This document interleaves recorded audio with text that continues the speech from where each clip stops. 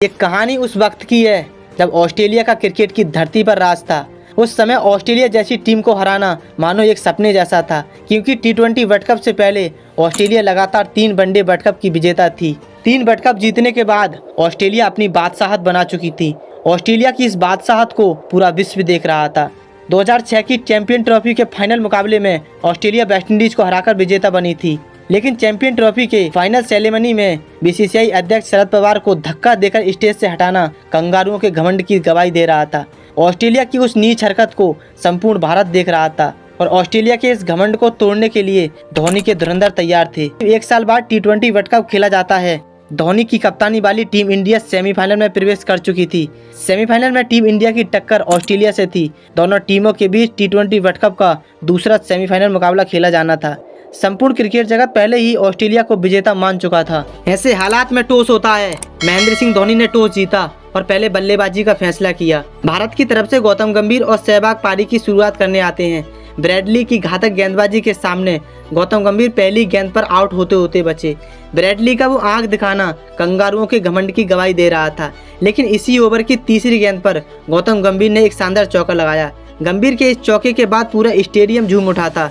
गौतम गंभीर ने तीसरे ओवर में 2 चौके लगाकर अपने इरादे साफ दर्शा दिए, लेकिन सहवाग का बल्ला अब भी शांत था। इसके बाद सहवाग ने भी मिचेल जॉनसन की एक गेंद पर शानदार चौका लगाया और अगली ही गेंद पर सहवाग ऑस्ट्रेलिया के विकेट कीपर गिलक्रिस्ट को कैच थमा बैठे। सहवाग 9 रन बनाकर पवेलियन लौट चुके थे। अब क्रीज पर आते हैं रॉबिन उथप्पा। भारतीय टीम का स्कोर पावर प्ले खत्म होने तक 36 रन पर 1 विकेट था।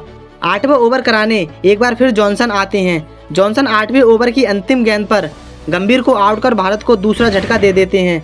भारत के दोनों ओपनर भारत को अच्छी शुरुआत दिलाने में नाकाम रहे थे। गंभीर के आउट होने के बाद पूरी ऑस्ट्रेलिया खुशी मना रही थी, लेकिन तभी क्रीज पर आते हैं सिक्सर किंग युवराज सिंह। युवराज भी शुरुआत में ऑस्ट्रेलिया की गेंदबाजी को समझने में नाकाम रहे थे, लेकिन कुछ देर बाद पूरा ऑस्ट्रेलिया युवराज की मार से दहल उठा। टीम इंडिया का स्कोर 10 ओवरों में 2 विकेट के नुकसान पर 60 रन था। 10 ओवर के बाद मैदान पर युवराज नाम का एक तूफान आ गया, जिसने ऑस्ट्रेलियाई गेंदबाजों के पसीने छुड़ा दिए। युवराज और उथप्पा की जोड़ी ने रन गति को तेजी से बढ़ाना शुरू किया। युवराज और उथप्पा की जोड़ी ने पारी के 11वें ओवर में 19 रन ठोककर अपने इरादे साफ दर्शा दिए। उस दिन युवराज सिंह के छक्कों की गूंज ऑस्ट्रेलिया को दहला रही थी।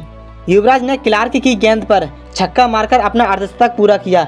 युवराज ने मात्र 21 गेंदों पर एक तूफानी पारी खेल डाली और अपना अर्धशतक भी पूरा कर लिया। 15वां ओवर लेकर आए मिचेल जॉनसन की पहली और दूसरी गेंद पर उथप्पा ने शानदार छक्का लगाया, लेकिन अगली गेंद पर साइमंड्स के शानदार थ्रो ने उथप्पा की पारी का अंत कर दिया। टीम इंडिया का जो स्कोर 10 ओवरों में 60 रन था, अब वही स्कोर 15 ओवरों में 127 रन हो चुका था और टीम इंडिया अपने 3 अहम विकेट गंवा चुकी थी। उथप्पा के आउट होने के बाद MS धोनी बल्लेबाजी करने आते हैं, लेकिन धोनी ने आते ही चौके छक्कों की बरसात कर दी।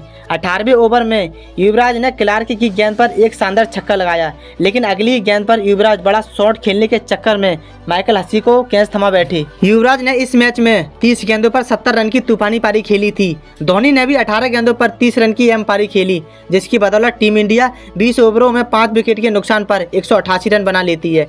ऑस्ट्रेलिया को ये मैच जीतने के लिए 20 ओवरों में 189 रन का लक्ष्य मिलता है। ऑस्ट्रेलिया जैसी टीम के सामने ये स्कोर ज़्यादा कठिन नहीं था।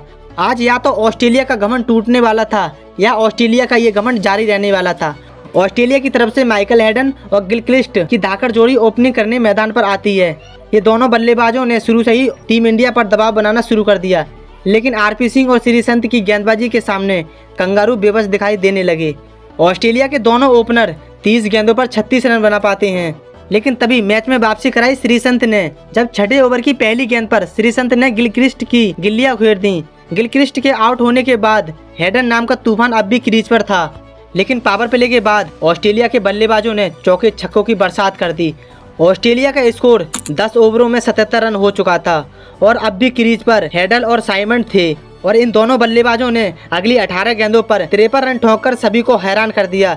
धोनी का हर दाव कंगारुओं के सामने विफल हो रहा था। हेडन नाम का वो तूफान अब भी क्रीज पर मौजूद था। उस दिन वो हेडन नाम का तूफान भारतीय टीम पर तबाही बनकर टूटा था, लेकिन तभी श्रीसंत की एक गेंद ने उस हेडन नाम के तूफान का अंत कर दिया। हेडन के जाने के बाद साइमंड्स ने भी यही रूप धारण कर लिया। ऑस्ट्रेलिया को ये मैच जीतने के लिए 24 गेंदों पर 41 रन की जरूरत थी, लेकिन कप्तान धोनी ने रॉबिन उथप्पा को गेंदबाजी के लिए उतारा और यहीं से ही इस मैच की तस्वीर बदलनी शुरू हो गई। उथप्पा ने साइमंड्स को अपनी चतुराई गेंदबाजी में फंसाकर बोल्ड कर दिया। इसके बाद हरभजन सिंह ने भी माइकल क्लार्क को आउट कर कंगारुओं को डबल झटका दे दिया। टीम इंडिया मैच में वापसी कर चुकी थी। ऑस्ट्रेलिया को ये मैच जीतने के लिए अंतिम ओवर में 22 रन की जरूरत थी, तो वहीं टीम इंडिया को इतने ही रन बचाने थे। 20वें ओवर में कप्तान धोनी जोगिंदर शर्मा को बॉल थमाते हैं। जोगिंदर शर्मा की पहली गेंद डॉट गेंद और जोगिंदर शर्मा की दूसरी गेंद ये बॉल भी डॉट बॉल हो जाती है।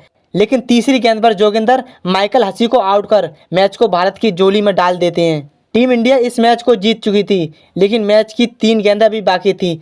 5वीं गेंद पर जोगिंदर ब्रैडली को बोल्ड कर पवेलियन की राह दिखा देते हैं। टीम इंडिया इस मुकाबले को 15 रन से जीत जाती है। कंगारुओं की वो बादशाहत भारतीय टीम के सामने ध्वस्त हो चुकी थी। भारतीय टीम की ये जीत उस घाव का बदला था जो कंगारुओं ने भारतीय टीम को दिया था।